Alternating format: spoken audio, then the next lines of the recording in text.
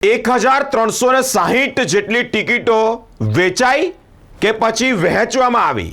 આ મોટો પ્રશ્નાર્થ ઊભો થયો છે અત્યારે એસટી વિભાગ પર. ગુજરાત એસટી વિભાગે એક નિર્ણય લીધો. એ નિર્ણય ગુજરાતથી પ્રયાગરાજ જવા માટે, એટલે કે અત્યારે હાલ જે મહાકુંભ ચાલે છે ત્યાં જવા માટે. તો મને એવું લાગે છે કે ભાજપે જ પોતાના નજીકના માણસોની વ્યવસ્થા માટે આ બસો ઊભી કરી છે. મિત્રો, 1-2 દિવસનું નહીં, લગભગ 25 થી 30 દિવસનું એડવાન્સ બુકિંગ અત્યારે આ બસોનું થઈ ગયું. ટિકિટો વેચાઈ ગઈ. હવે આ વેચાઈ ગઈ કે પછી વહેંચાઈ ગઈ? શું લાગે છે? મોટો પ્રશ્નાર્થ છે. મિત્રો, પ્રયાગરાજ જવા માટે એસટી વિભાગે બસો દોડાવવાની શરૂઆત કરી, એક નિર્ણય કર્યો, પરંતુ બુકિંગ તો અત્યારથી જ થઈ ગયા, અને એમાં પણ ભાજપના મોટા મોટા નેતાઓના બુકિંગ. સેટિંગ હોય એવું હું નથી કહેતો.